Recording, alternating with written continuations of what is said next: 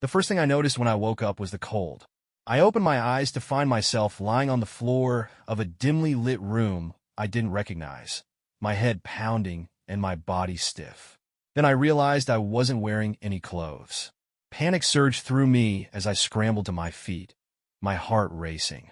My mind was a blur, flashes of laughter, the clinking of glasses, and then nothing. What had happened? The room was sparse, with peeling wallpaper and a single chair in the corner. My clothes were nowhere to be seen. I searched frantically for answers, my mind racing with worst-case scenarios. Was this some kind of prank? A robbery? Or something worse? It wasn't until I spotted my phone on the chair that a glimmer of hope surfaced. I unlocked it, my hands shaking, and found dozens of missed calls and messages from my wife. Emily. Emily. Where are you? Emily. I'm worried. Call me. Emily, we need to talk. The last message sent a chill down my spine. Emily, John, it's about us. I can't keep this from you anymore. Her words left me frozen, the implications crashing over me like a tidal wave. What was she talking about? And why did I have a sinking feeling that everything was about to fall apart? Emily's last message played on repeat in my mind. I can't keep this from you anymore. I threw on the only piece of fabric I found in the room, a dusty, oversized curtain, and stepped out into the freezing morning air. The building was abandoned, the kind of place you'd see in a crime drama. How had I ended up here? I flagged down a taxi, ignoring the driver's confused glance at my makeshift outfit. The ride home felt like an eternity, my phone clenched tightly in my hand. When I arrived at our house, Emily's car was in the driveway. My stomach churned as I walked up the steps and unlocked the door. Emily, I called out, my voice shaky. She appeared in the hallway, her face pale and tear-streaked. John, she whispered. Thank God you're okay. Her relief seemed genuine, but it did little to quell my growing unease. What happened? I demanded. I woke up in some abandoned building with no clothes. Do you know anything about this? She hesitated, her hands twisting nervously. I don't know. You went out with friends last night, right? Her words felt rehearsed, her tone unconvincing. Emily, I said, stepping closer. What's going on? And what was that message you sent me? She froze, her eyes darting away. I need to tell you something, she said finally. But I don't know how. The air between us was heavy, the silence deafening. Just say it, I said, my voice low. Tears streamed down her face as she whispered. I've been keeping something from you for a while. My heart plummeted. Are you having an affair? I asked bluntly, my voice breaking. Her silence was answer enough. The room spun around me as I staggered back, gripping the edge of the counter for support. Who is it? I asked, my voice sharp with a mix of anger and desperation. Emily shook her head, sobbing. I can't tell you. Not yet. Her refusal to answer only made the betrayal cut deeper. Not yet, I echoed bitterly. So what? You're just going to keep lying to me until it's convenient for you. John, please, she begged. Let me explain. Explain what? I snapped. That the life we've built together is a lie. That you've been sneaking around behind my back. She reached for me, but I stepped away, my anger flaring. I need time to process this, I said coldly. Don't talk to me until you're ready to tell me the truth. Without another word, I walked out the door, leaving her sobbing in the hallway. I drove aimlessly, the betrayal gnawing at me like a wound that wouldn't stop bleeding. Who is it? And why wouldn't she tell me? I drove for hours, replaying Emily's tearful confession in my mind. The words, the way she refused to name the person, it all felt like a knife twisting deeper into my chest. Who could it be? Someone from her office? A stranger? The possibilities churned in my mind, each more painful than the last. When I finally returned home that night, the house was quiet. Emily's bedroom door was shut, and I didn't bother to knock. I couldn't face her, not yet. Instead, I grabbed my laptop and retreated to the guest room. If Emily wouldn't tell me the truth, I'd find it myself. Her social media accounts were the first place I looked, scrolling through photos and posts, searching for any clues. Most of it was innocuous. Pictures of family gatherings, work events, and dinners with friends. But then I noticed something. One particular friend had started appearing in her photos more often, a man I barely recognized. In the comments, there were inside jokes, playful banter, and interactions that felt too familiar. I clicked on his profile, my heart pounding. His name was Ryan Sanders, and he worked with Emily. The more I scrolled through his posts, the more suspicious I became. Photos from the same places Emily had mentioned going, vague captions that seemed to align with her recent outings. There were too many coincidences. I felt a cold knot form in my stomach as I stared at his smiling face. Was this him? Was this the man my wife had chosen over me? I closed the laptop and sat back, the weight of the discovery settling over me. It wasn't confirmation, but it was a lead. And if Emily wouldn't come clean, I'd confront him directly. The next morning, I waited for Emily to leave for work before following her. I parked a safe distance from her office, watching as she walked inside. My heart raced as I saw Ryan a few minutes later, laughing with another coworker as they entered the building. There was no overt interaction between them, no lingering looks or touches, but I couldn't shake the feeling that he was involved. I waited until lunchtime, my anger simmering, before walking into the office myself. "Can I help you?" the receptionist asked, her smile polite but wary. "I'm here to see Ryan Sanders," I said, my voice tight. She hesitated, glancing at her computer. "Do you have an appointment?" "No, irraplia. But he'll want to see me." Minutes later, Ryan appeared in the lobby, his expression confused as he approached me. "John, right?" he said, extending a hand. I ignored it. "We need to talk," I said, my tone leaving no room for argument. His smile faltered, but he nodded. "Sure.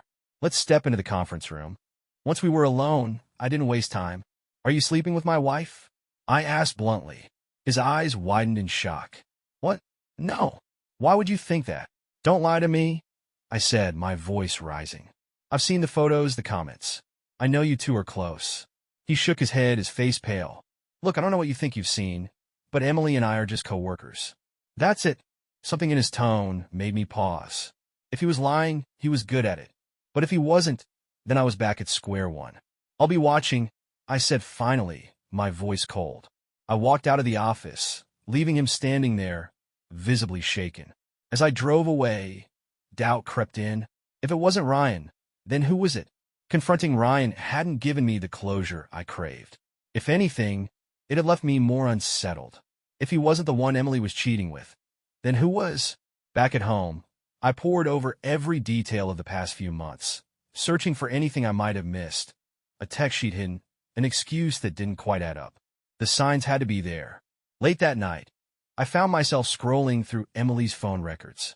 She wasn't careless. She deleted her messages and call history religiously, but I could still see the incoming and outgoing numbers. One in particular stood out.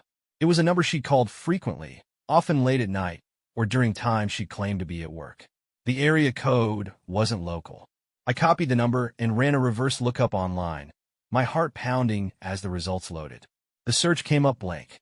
Frustrated, I stared at the screen, my mind racing.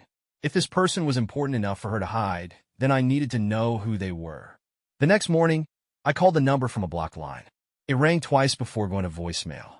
The automated voice announced, "You've reached the voicemail box of..."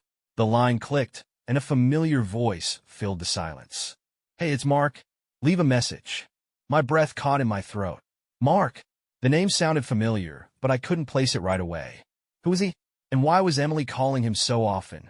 I hung up and stared at my phone, my chest tightening with anger and confusion. This was another lead, but it still wasn't enough. I needed proof. That evening, I confronted Emily again. She was in the kitchen, making dinner, when I walked in. "Who's Mark?" I asked, my voice sharp.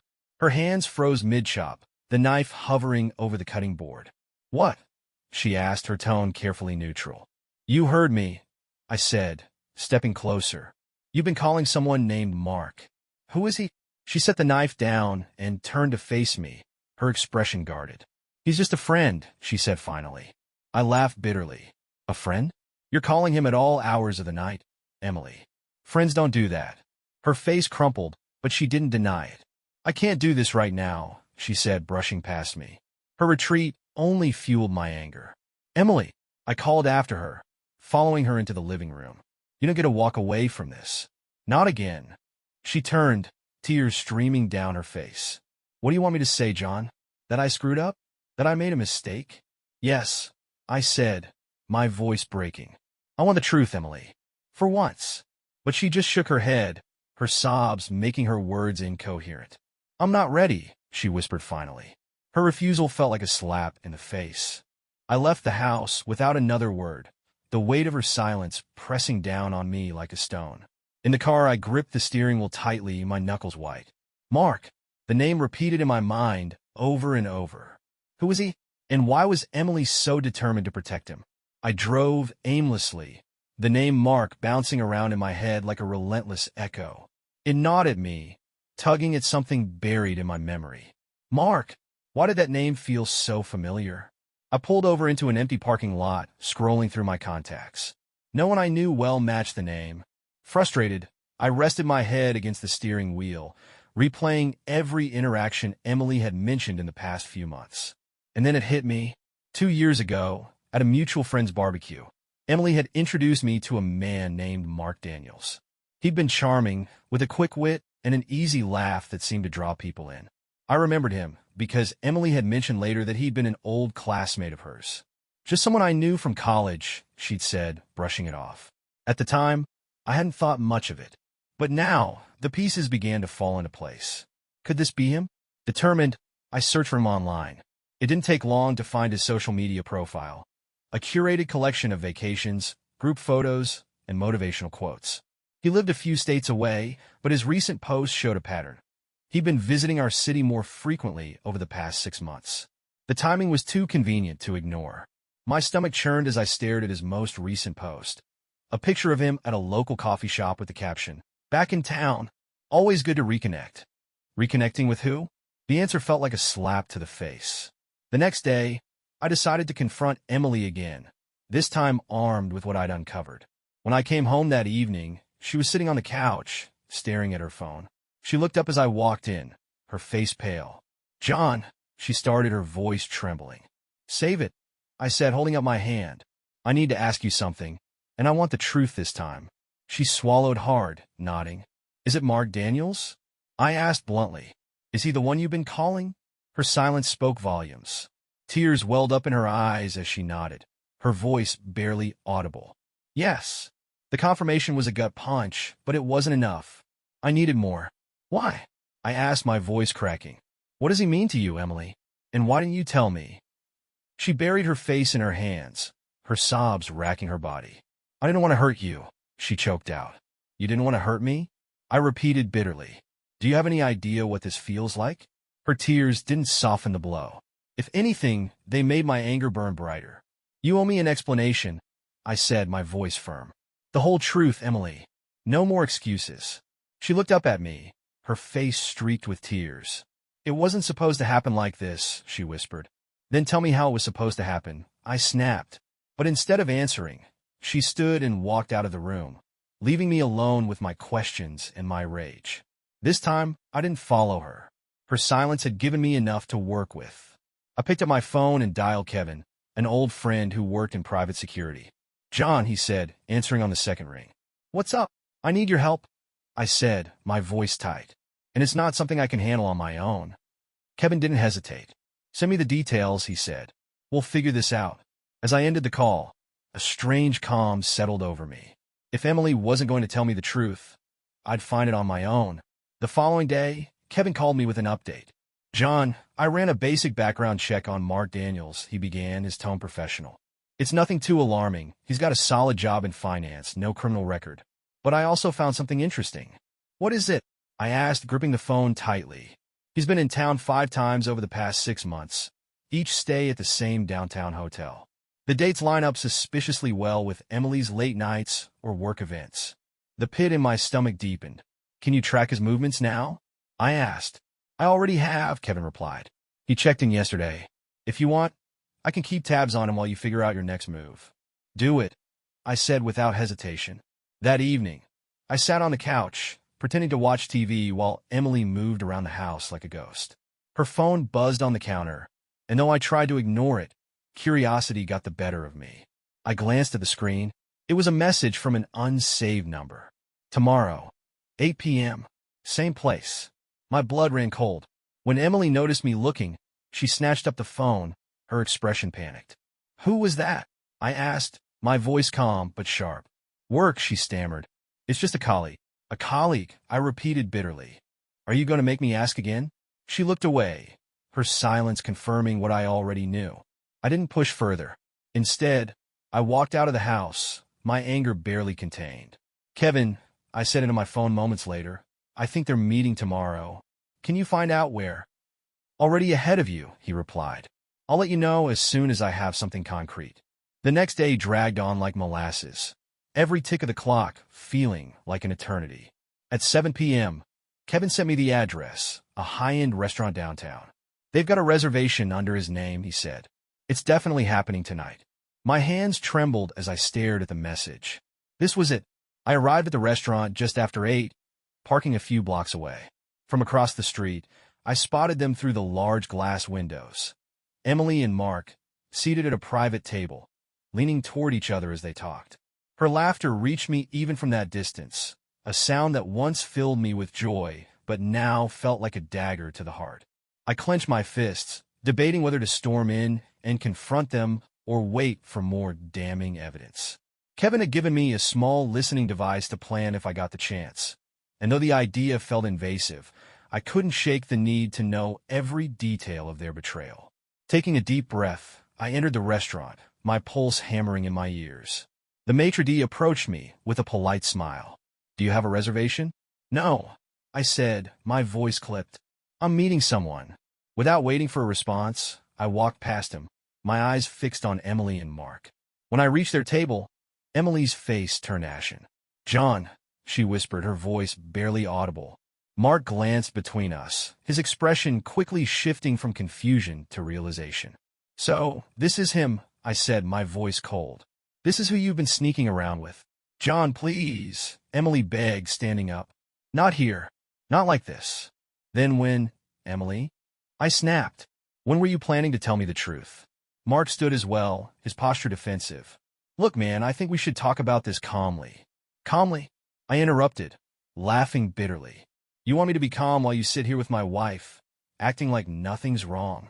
The restaurant grew silent as heads turned toward us, the weight of the confrontation hanging heavy in the air. Emily's tears began to flow, but I didn't care. This was only the beginning. The restaurant fell into a tense, suffocating silence as I stood face to face with Mark and Emily. The once cozy ambience of warm lighting and clinking glasses had turned into a spotlight on our unraveling lives. Emily reached for my arm, her tear-filled eyes pleading. John, please. Let's talk about this at home. I yanked my arm away, my voice sharp. You want to talk? Fine. Let's talk. But we're not leaving here until I get some answers. Mark raised his hands, his expression caught between guilt and discomfort. Look, John, this isn't what you think. Oh, spare me the cliché excuses. I snapped, cutting him off. You've been seeing my wife behind my back. Don't stand there and insult my intelligence. The color drained from his face, and for a moment, he looked like he wanted to disappear. Emily stepped between us, her hands trembling. John, stop. Please. Stop. I repeated bitterly. You think I'm the problem here? You've been lying to me for months, sneaking off with him, and I'm supposed to just stop? Her tears fell freely now, her voice breaking. I didn't mean for any of this to happen. Then why did it? I demanded, my voice rising. What, Emily? Was I not enough for you? Mark, still rooted in place, tried to interject. This isn't fair. Fair? I turned on him, my anger boiling over. You're talking about fair? You're sitting here with my wife like you didn't completely shatter my life.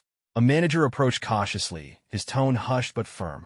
Sir, I'm going to have to ask you to leave. I turned to him, my chest heaving.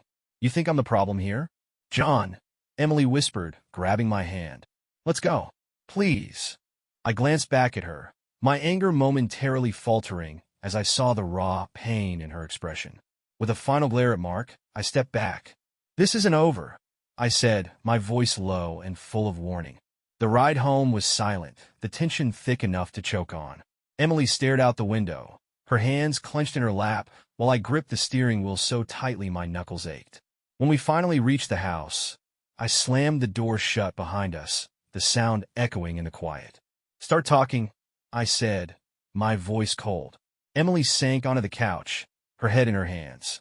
I don't even know where to begin. How about the truth? I said, standing over her. From the beginning, Emily. I want to know everything.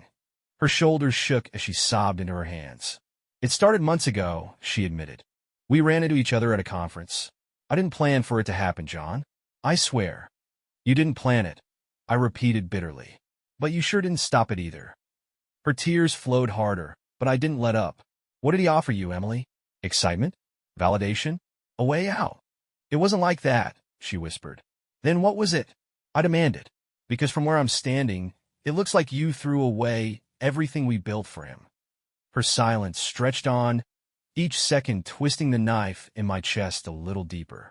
I didn't mean to hurt you, she said finally, her voice barely audible. But you did, I said, my anger giving way to exhaustion.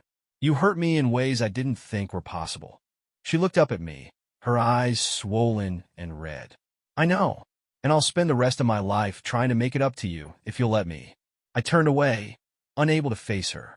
I don't know if I can, I said quietly. Not after this.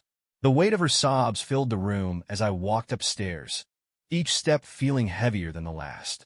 That night, I lay awake, staring at the ceiling. The confrontation at the restaurant replayed in my mind, the anger and betrayal swirling together in an endless loop. What was I supposed to do now? The next morning, the house felt eerily quiet. Emily's sobs had faded by the time I finally fell asleep, and when I woke up, I wasn't even sure if she was still there. I made my way downstairs, my chest heavy, and found her sitting at the kitchen table, her hands wrapped around a mug of coffee. Her eyes were bloodshot, her face pale. She looked up at me, a fragile hope flickering in her expression. Morning, she said softly. I didn't reply. Instead, I poured myself a cup of coffee and sat across from her, the silence between us suffocating. We need to talk, she said finally, her voice trembling. No, I said sharply, setting my mug down with a thud. You need to talk. I've spent months trying to figure out what the hell is going on, Emily. It's your turn to explain. She flinched at the edge in my voice, but nodded. Mark and I were close in college, she began, her eyes fixed on her mug. We dated for a while, but it ended before it got too serious. When we ran into each other at that conference, it was unexpected. And you decided to rekindle things, I said bitterly. No, she said quickly. At first, it was just catching up, talking about old times. But then, her voice trailed off, her hands shaking. But then what? I pressed. You didn't just trip and fall into his bed, Emily. You made a choice. Tears streamed down her face as she looked at me, her expression raw. I was lonely, John. We were so disconnected, and I felt like I didn't matter anymore. Her words stung, but they also planted a seed of doubt. Had I been so focused on work, on providing, that I'd neglected her? That doesn't excuse what you did, I said, my voice quieter now, but no less firm. You should have come to me. We could have worked on this together. I know, she whispered, and I hate myself for not doing that. But Mark, he made me feel seen. Her admission hung in the air, cutting through the space between us like a knife. So, what now? I asked, my voice steady despite the storm raging inside me. She looked at me, her tears glistening in the morning light. I want to fix this, John. I know I don't deserve it, but I'll do whatever it takes to make things right. I stared at her, the woman I'd loved for years, the woman who'd betrayed me in ways I hadn't thought possible. I don't know if we can fix this, I said honestly. But if we're going to try, there have to be boundaries. She nodded quickly, her expression desperate. Anything. Just tell me what you need. I outlined them in a cold, measured voice. No contact with Mark, complete transparency, and couples therapy. And if I find out you've lied to me again, I said, my voice like steel, we're done. I understand, she said, her voice trembling. The day passed in a haze, each interaction with Emily strained and awkward. I couldn't look at her without feeling the weight of what had happened, the betrayal like an open wound that refused to heal. That evening, she handed me her phone. I blocked his number, she said, her voice tentative, and I deleted all the messages. I nodded, taking the phone and scrolling through it myself. The messages were gone, and his number was in the blocked list. It was a small step, but it was something. When I went to bed that night, Emily stayed downstairs. The distance between us felt insurmountable, but for the first time, I felt a flicker of possibility. Not hope, at least not yet, but the faintest sense that maybe, just maybe, we could start to rebuild. The following week passed in a blur of half-spoken words and stilted conversations. Emily and I moved around the house like strangers forced to share the same space. She kept her distance, careful not to push me too hard, while I avoided lingering in the same room for too long. I didn't know if I was ready to hear more of her explanations, but the silence was almost worse. One night, after the kids were in bed, Emily sat down next to me on the couch. "I scheduled a therapy session for us," she said quietly. "It's next Tuesday if you're willing to go." I stared at the TV, the words not fully registering at first. Therapy.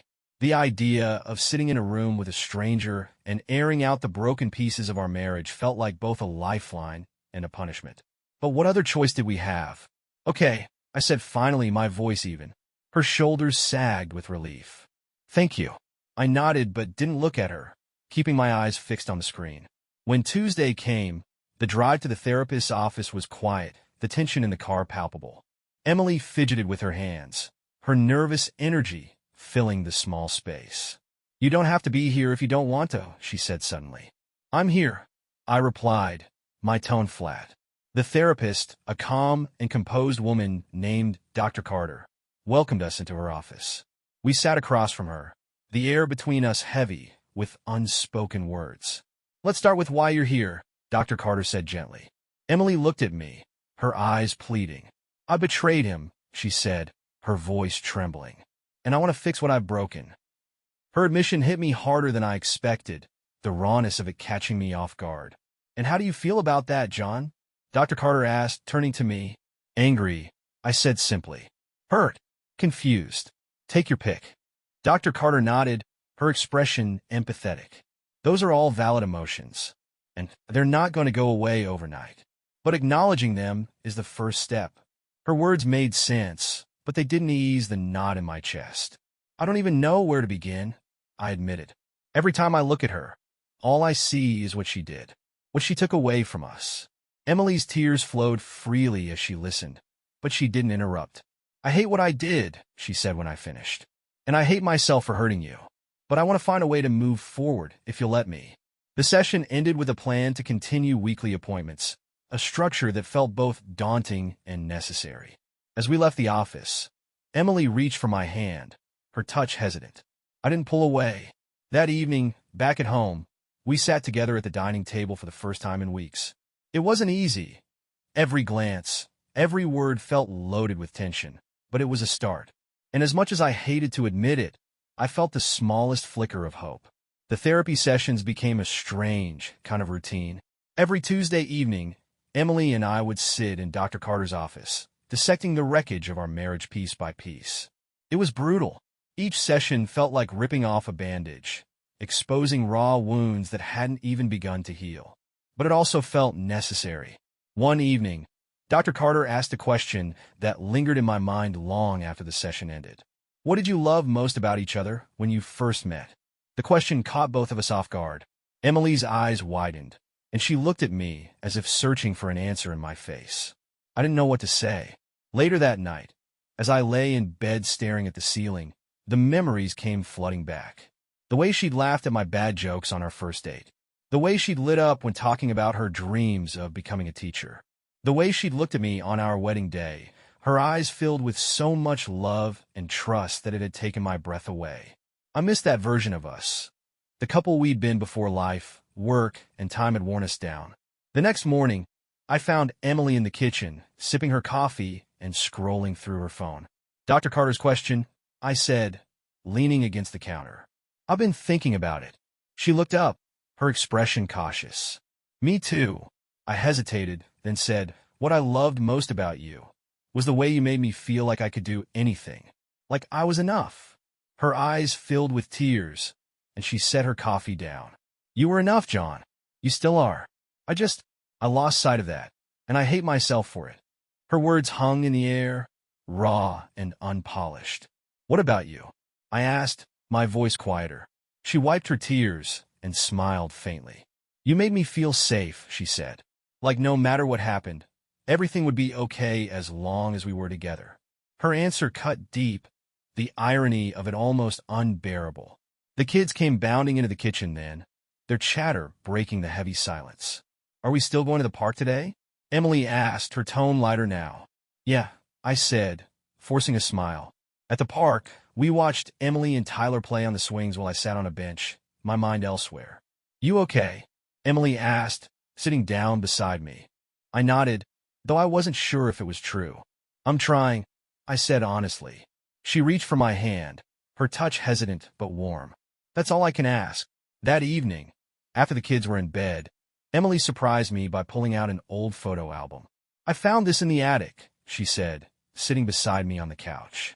The album was filled with pictures from the early days of our relationship. Trips to the beach, lazy weekends at home, our wedding day.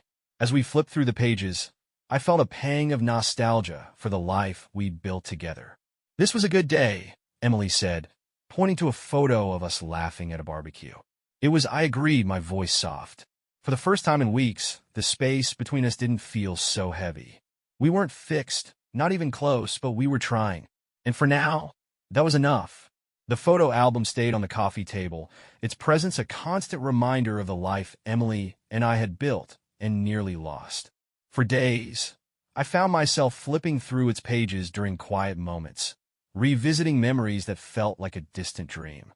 But no matter how many times I looked at those photos, I couldn't escape the cracks in the present.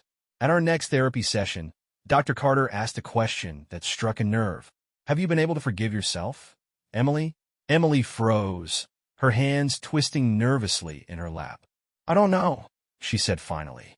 "I don't think I deserve forgiveness. Not from John, and not from myself." Her voice cracked, and she wiped her eyes quickly. "I hurt the person I love most in this world. How do you forgive yourself for that?"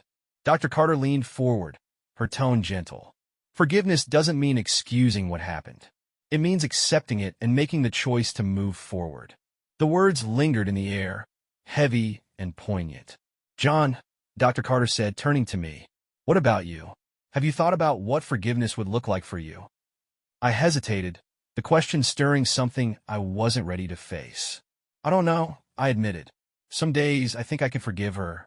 Other days it feels impossible." Emily nodded, her expression filled with guilt and understanding.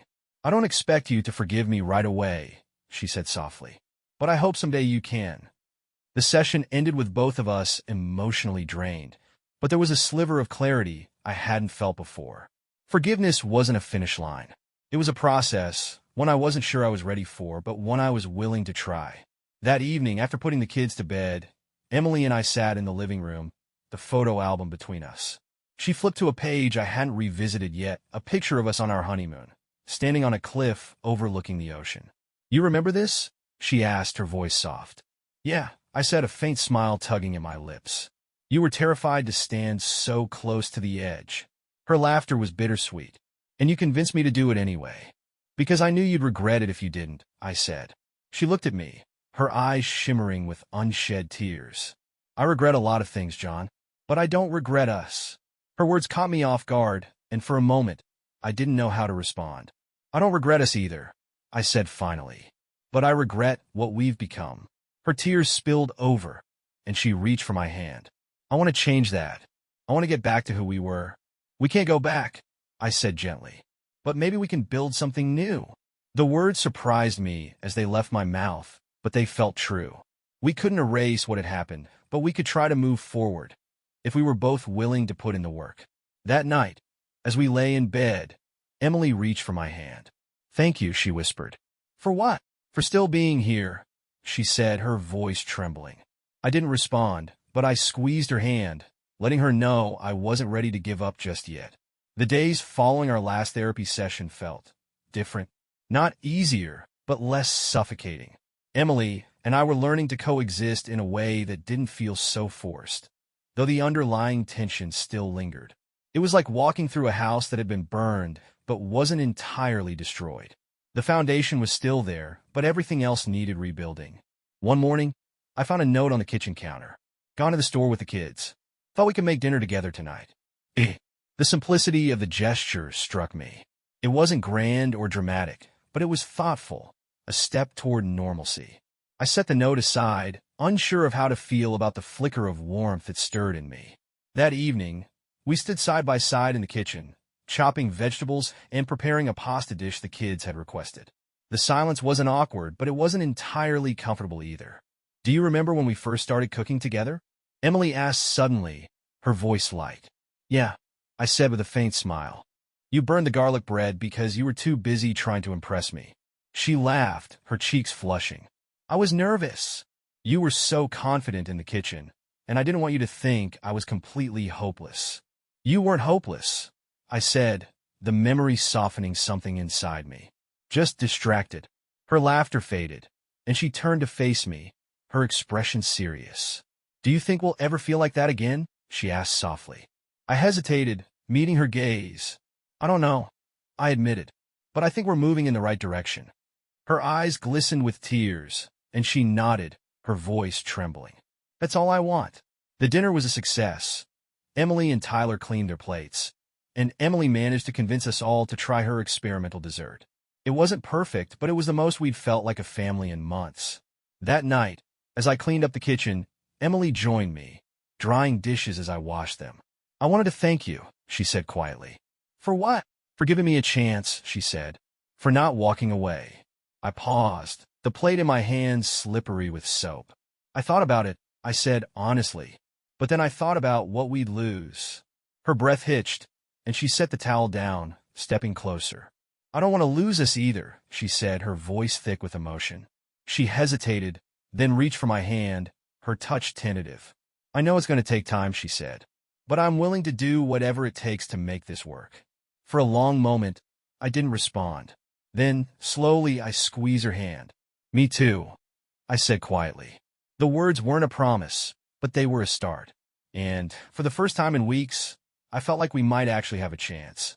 The next few weeks brought a rhythm to our days that hadn't been there in months. It wasn't perfect. There were still moments of doubt and tension, but it was a start. Emily and I attended therapy sessions regularly, each one peeling back layers of hurt and misunderstanding. And though the wounds were still fresh, the scar tissue had begun to form. One afternoon, Emily surprised me with a suggestion. "I was thinking we could take the kids on a day trip," she said hesitantly.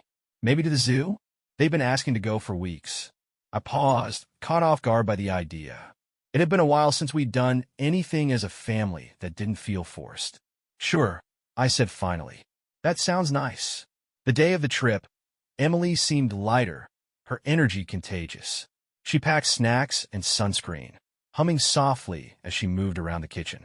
The kids were buzzing with excitement, their laughter filling the car as we drove to the zoo. Watching Emily interact with Emily and Tyler that day was like seeing a version of her I hadn't realized I'd missed. She was engaged, present, and genuinely happy. And for a few hours, I let myself forget the betrayal and simply enjoy the moment. That evening, as we tucked the kids into bed, Emily turned to me, her expression uncertain. "Did you have a good time?" she asked softly. I nodded. "Yeah, I did." Her smile was small but genuine. "Me too," she said. "Thank you for giving me that." Later, as we sat together on the couch, she pulled out the journal we'd started weeks ago. "I wrote something," she said, handing it to me. I hesitated, then opened it to the latest entry. "John, I know I've said this before, but I need you to know how much I love you. Every day, I wake up grateful that you're still here, even though I don't deserve it. I'll never stop trying to be better. For you, for us, for our family." Her words hit me like a wave, stirring something deep inside me. I closed the journal and looked at her, my voice steady. "Thank you for writing this." She nodded, her eyes shining. "I mean every word." For the first time, I felt the smallest flicker of hope, not just for us, but for myself. The next day, I found myself writing in the journal for the first time in weeks. "Emily, I'm trying. Some days are easier than others, but I'm still here. And maybe that's enough for now." When I left it on her nightstand, I wasn't sure what to expect. But the smile she gave me the next morning was worth it. The progress was slow, but it was real. And for the first time in a long time, I believed we might actually make it. The day started like any other: breakfast with the kids, a quick trip to the store, and Emily humming softly as she cleaned the kitchen. But beneath the surface, there was an unspoken tension between us. We were trying, that much was clear. The journal, the therapy sessions, and the small moments of connection all pointed to progress. And yet, there was still a shadow looming over everything. It wasn't until later that evening, when the kids were in bed and the house was quiet, that Emily brought it up. We were sitting on the couch, flipping through TV channels, when she muted the volume and turned to face me. "John," she said softly, "there's something I need to say." The seriousness in her tone made my stomach tighten. "Okay," I said, setting down the remote. "I'm listening." She took a deep breath, her hands clasped tightly in her lap. "I know we've been making progress," she began, her voice trembling. "And I know you've been doing everything you can to move forward." I nodded, waiting for her to continue. "But I also know that I haven't been completely honest with you," she said, her eyes welling with tears. My chest tightened, the weight of her words pressing down on me. "What do you mean?" I asked carefully. She hesitated, her gaze dropping to her hands. "I told you that Mark was the only person involved in what happened. And that's true, but it's not the whole story." The room felt like it tilted, her words echoing in my mind. "Then what is the whole story?" I asked, my voice steady despite the storm brewing inside me. She wiped her tears, her voice breaking as she continued. "I wasn't just reconnecting with him out of loneliness, John. I think part of me was trying to sabotage myself, to destroy everything because I didn't think I deserved it." Her confession hit me harder than I expected, the raw vulnerability in her voice cutting through my anger. "I don't understand," I said, my voice softer now. "Why would you think that?" She looked up at me, her tears spilling over. "Because I was scared. Scared that I wasn't enough for you anymore. Scared that you'd wake up one day and realize you didn't want me." Her words hung in the air, heavy with the weight of unspoken fears and insecurities. "You thought I didn't want you?" I asked, incredulous. "Emily, I've spent years trying to give you everything I could." "I know," she said quickly, her voice desperate. "And that's what made it worse. You were so good to me, John, and I felt like I couldn't live up to that." Her confession stirred something deep inside me, a mix of anger, sadness, and an unexpected flicker of understanding. "I wish you'd told me," I said quietly. "I wish you'd trusted me enough to let me help you through this." "I wish I had too," she whispered. "But I was so caught up in my own fear that I couldn't see what I was doing to us." For a long moment, we sat in silence, the weight of her confession settling over us. Finally, I spoke. "I don't know what this means for us," I said honestly, "but I do know that I'm tired of carrying this alone. If we're going to make this work, Emily, we have to be in it together. No more secrets. No more half-truths." She nodded, her expression filled with both relief and determination. "No more secrets," she said softly. "I promise." That night, as we lay in bed, the distance between us felt smaller. Her confession had reopened old wounds, but it had also brought clarity, a sense of honesty that had been missing for far too long. For the first time, I allowed myself to believe that we could rebuild, not as the people we used to be, but as something stronger, something new. The morning after Emily's confession, the house felt different. It wasn't lighter exactly. There was still an undercurrent of tension, but the air between us didn't feel as heavy. I found her in the kitchen, standing by the window, with a cup of coffee in her hands. She was staring out into the yard, lost in thought. "Morning," I said, breaking the silence. She turned, a small, tentative smile on her face. "Morning." The day passed in relative quiet. We ran errands, played with the kids, and went through the motions of an ordinary Saturday.